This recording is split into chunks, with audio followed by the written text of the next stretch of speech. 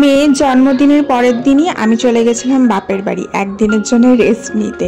বাপের বাড়ি সাধারণত আমি বেশি দিনের জন্য যাই না, কারণ ওখানে ফার্স্ট নেট নেই, ভিডিও দিতে বা পোস্ট করতে খুব অসুবিধা হয়, আর মোবাইল নেটে তো বড় বড় ভিডিও পোস্ট করা যায় না।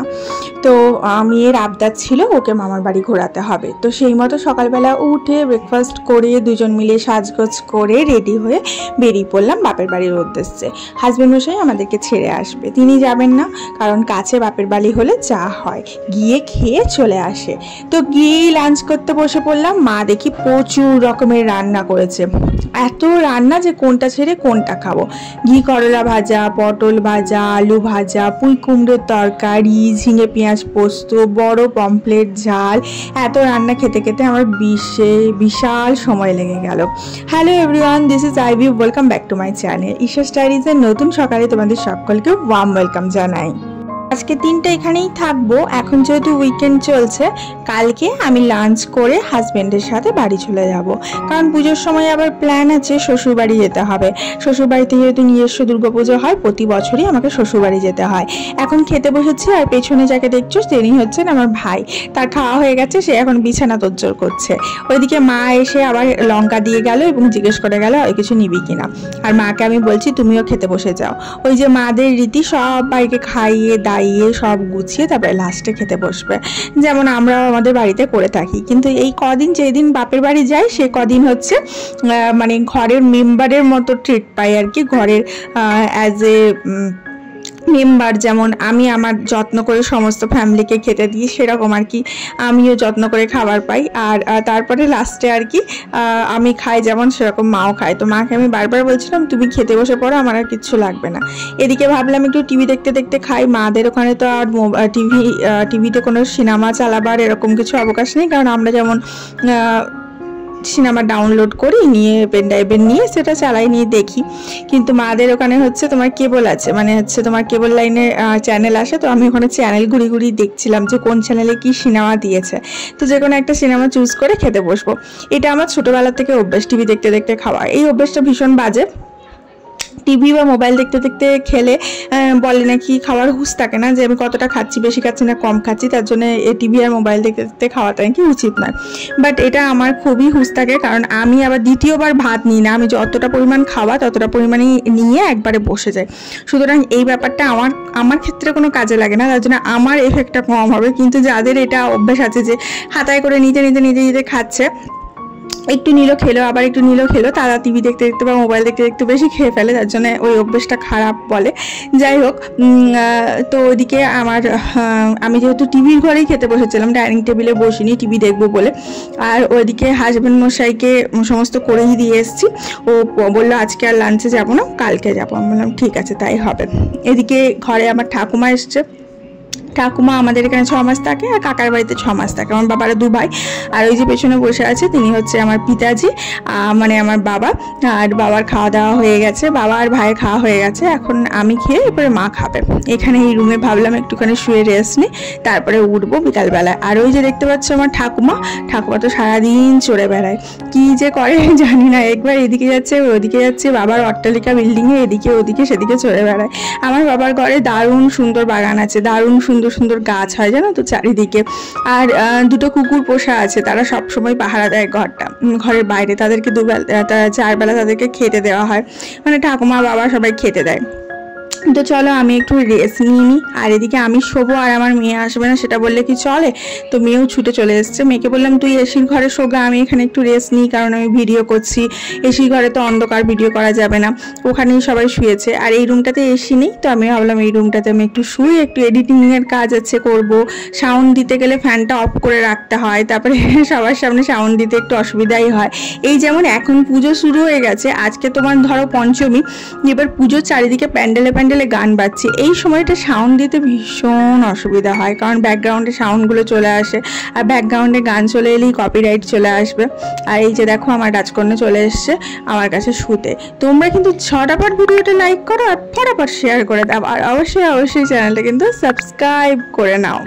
যাই হোক, আমার মাদের ঘরে মানে আমার বাপের বাড়ির সামনে একটা বিশাল বড় পার্ক আছে, সেখানে ছোটো বাচ্চারা বিকালবেলা প্রতিদিন খেলতে যায়। আমার মেয়ে যখনই এখানে আসে বিকালবেলা হতে না হতেই তার ঘুম ভেঙে যায় কি করে জানি না। আমার ঘরে তো তার ঘুম ভাঙে না সন্ধ্যা 8টার আগে, আর সেখানে 5টা বাজতে না বাজতে ঘুম ভেঙে যায় এবং দিদুনকে টেনে নিয়ে যায়। সে তার দিদুনের সাথে পার্কে ঘুরবে, শপিং করবে, সেখানে বার্গার, কোল্ড ড্রিঙ্কস এই সমস্ত কিনবে, জাঙ্ক ফুড নিয়ে তারপরে ঘরে আসবে। কারণ আমার ঘরে আমি সচরাচর এই জাঙ্ক ফুডগুলো অ্যালাউ করি না, খুব রেয়ারই খায়। এই বার্গার, পিৎজা খুব একটা যে সচরাচর খাবে বা চিপস এগুলো যে খুব খাবে সেটা আমি কিন্তু অ্যাভয়েড করি, কারণ জাঙ্ক ফুডটা একদমই বাচ্চাদের জন্য ভালো নয়। কিন্তু মামার বাড়ি গেলে তো বাচ্চাদের সমস্ত কিছু আবদার দিদুন দাদুরা মেটায়, তারপরে ও যাতে হাত দেয়, যেটা কিনবো বলে সেটাই আমার বাবা মা এনে দেয়। আমার বাবার সাথে তো সকাল থেকে শুধু ঘুরে বেড়ায়, এদিক ওদিক সেদিক ঘুরে বেড়ায়, এদিকে কুকুরদের দেখছে, ওদিকে গাছ দেখছে, ওদিকে ফুল দেখছে, এদিকে রাস্তায় ঘুরছে, ওদিকে ঘুরছে, এই সমস্ত করে বেড়ায়।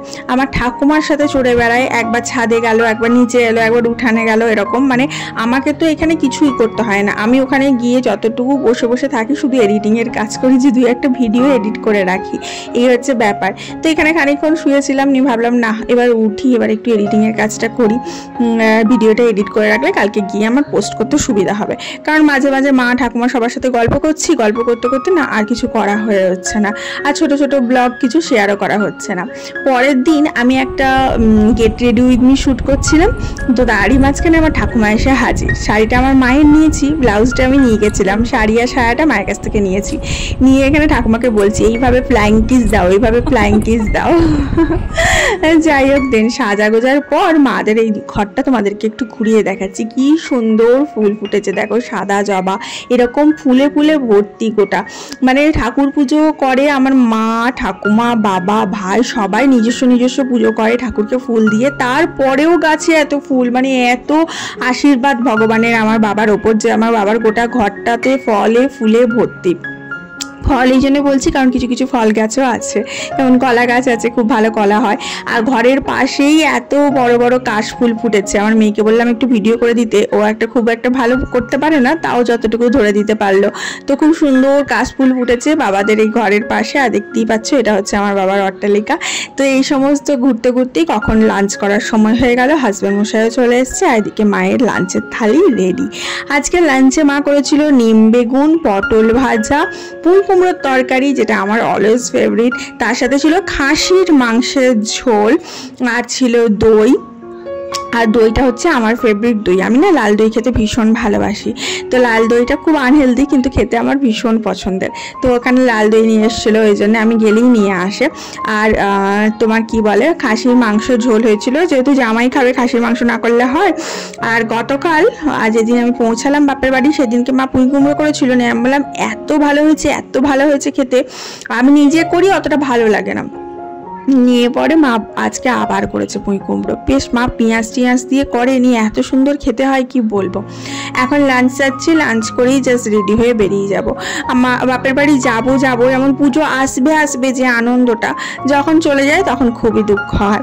তেমনই বাপের বাড়ি থেকে যাওয়ার সময় আর খেতে ইচ্ছা করে না, এত কিছু আইটেম হয়েছে আজকে আর যেন খেতে ইচ্ছাই করছে না। কিন্তু গতকাল যখন এসে পৌঁছালাম তখন কি তৃপ্তি করে খেয়েছিলাম, কারণ খুব আনন্দ ছিল, মাদের ঘর যাচ্ছি, বাপের বাড়ি যাচ্ছি, এখানে আমার বাবা এসছে, যে জামাইয়ের আর কিছু লাগবে কিনা দেখতে। আর ওই যে দেখতে পাচ্ছ ভদ্রলোক পাশে বসে খাচ্ছে, ওটা হচ্ছে আমার ভদ্রলোক আর কি। আর পেছনে আমার বাবা দাঁড়িয়ে আছে, ওখানে মেয়েরও খাওয়া হয়ে গেছে। আর ওখানে আমি মাকে বলছি তুমিও খেয়ে নাও, এরপরে নিয়ে সবার তো খাওয়া হয়ে গেল, মা কিন্তু সেই বসবে না, সে বলছে যে জামাইয়ের দেখি কতদূর কি হলো। যাই হোক, আমার প্রত্যেকটা মানুষের হাতের রান্না দেখবে ডিফারেন্ট। আমার মায়ের হাতের এই খাসির মাংসের ঝোল এত সুন্দর টেস্টি হয় কি বলবো। আমার মেয়ের জন্য আলাদা করে আমার মা স্টু বানায়, সেই স্টুটাও দুর্দান্ত টেস্টি হয় খেতে, অসম্ভব সুন্দর টেস্টি হয়। আমি স্টু করি অন্যরকম খেতে হয়, কিন্তু আমার মায়ের হাতের রান্না অন্যরকম, আবার আমার স্বামীর হাতের রান্নাও অন্যরকম। আমার স্বামী আবার এমন করবে এমন হবে একদম রেস্টুরেন্টের মতো খেতে। আমি জানি না কেন প্রত্যেকটা মানুষের রান্না অন্যরকম, হয়তো একই মশলা তুমি সবাইকে দেবে সেম, কিন্তু সবাই যখন করবে প্রত্যেকটা রান্নার টেস্ট দেখবে ডিফারেন্ট হবে, কেন জানি না। কিন্তু জিনিস কিন্তু একই দিচ্ছে, কোয়ান্টিটিও একই দিচ্ছে, অথচ তাদের রান্নার হাত হাতটাই মানে হাত যখন পড়ছে তখন যার হাত যেরকম তার রান্নার টেস্টও সেরকম বেরিয়ে আসে। ঠাকুমা মাঝখানে খুব কান্নাকাটি করছিল, আর চাটনি ছিল সেটা বলতে ভুলে গেছি। ঠাকুমা খুব কান্নাকাটি করছিল, বলছে আর 2 দিন থেকে যায়। আমি বললাম আরও 1 সপ্তাহ এখন স্কুল হবে, মানে এটা গত সপ্তাহের ভিডিও দিচ্ছি মেয়ের জন্মদিনের পরে। তো আমি বললাম এখন 1 সপ্তাহ স্কুল হবে, আমার থাকার কোনো জো নেই। আবার অ্যাডভান্সে আমার স্কুল কামাই হতে চলেছে, কারণ আমরা থাকবো না, তার জন্য এই আর কি বেরিয়ে যাওয়া। আর ভাত খেতে খেতে আমার মুখে চারদিকে লিপস্টিকটা ধেবে গেছে, আমি ওটা ঠিক করছিলাম। ওদিকে জামাই মশাই পা ছুঁয়ে প্রণাম করছে শ্বশুর মশাইকে, আর এদিকে মেয়েও বলছে বাড়ি যাব না, আমাকে থাকতে দাও আর 2 দিন। আমি বললাম আবার পরে আসবো, এখন চলো। তো এখন বিদায়বেলায় অবভিয়াসলি কষ্ট হয়। আর ওই যে দেখো কাশফুলগুলো কি ভালো লাগছিল। আমি 2টো রিল বানিয়েছি কাশফুলের কাছে, বেশি বানাতে পারিনি কারণ রিল যে করব ফোনটা ধরে দেওয়ার কোনো লোক নেই। মানে আমার মা রান্না নিয়ে ব্যস্ত, বাবা ওসব পারেই না, ঠাকুমা তো আরোই পারে না, ভাইও ছিল না, ভাইও কাজে বেরিয়েছিল। অগত্যা আমার মেয়েকে বলেছিলাম তুমি একটু ধরে দাও, তো মেয়ে যতটুকু ধরে দিতে পেরেছে তাতে করে 2টো রিল বানাতে পেরেছি। কারণ 2টো রিলের বানানোর পরে আমার মেয়ে বললো আমি চললাম, তুমি মোবাইল নিয়ে বসে থাকো। এদিকে আমার লিপস্টিকটা ঠিক করে দিচ্ছিল মেয়ে। যাওয়ার সময় তো একটু মন খারাপ হয়, কষ্ট হয়, তখন তো আর ইচ্ছা করে না যে লিপস্টিক লাগাতে, কিন্তু আসার সময় সেজে গুজে আসতে ইচ্ছা করে বলো, সবারই হয়তো এরকম হয়। এই সময় যাওয়ার সময় দেখছি লজ্জাবতী গাছ, তো আমার মেয়েকে বললাম দেখ দেখ কত লজ্জাবতী গাছ, এসব তো আর আমাদের ফ্ল্যাট ঘরে দেখা যায় না। তো মাদের এখানে না প্রচুর তুলসী গাছ হয়ে আছে, কৃষ্ণ তুলসী, রাধা তুলসী, প্রচুর তুলসী গাছ হয়ে আছে, একদম পুরো ব্লেসিং এর মতো। এরকম তুলসী গাছ যখন নিজে নিজে তোমার ঘরে হবে, 7টার বেশি যদি হয় তাহলে বলা হবে তোমার ঘরটা বৃন্দাবন। সেরকমই আমার মায়ের ঘরটাও তাই এবং আমার ঘরেও তাই। আর ওই যে দেখো ছেড়ে চললাম সুখের ঠিকানা এবং চললাম আমার দৈনন্দিন জীবনযাত্রা যেখান থেকে চলে আমার নিজের ঘর সেখানে, তার পথে। এবং যেতে যেতে একটু কষ্ট হচ্ছিল, কিন্তু জানি যে আবার আসবো, আবার দেখা হবে। এখন আমার দৈনন্দিন জীবন চালাতে হবে। এরকমই তোমাদেরকেও কিন্তু জীবনের পিছনে ফিরে তাকালে হবে না, সামনে এগিয়ে চলতে হবে, ভালো থাকতে হবে। Love you all.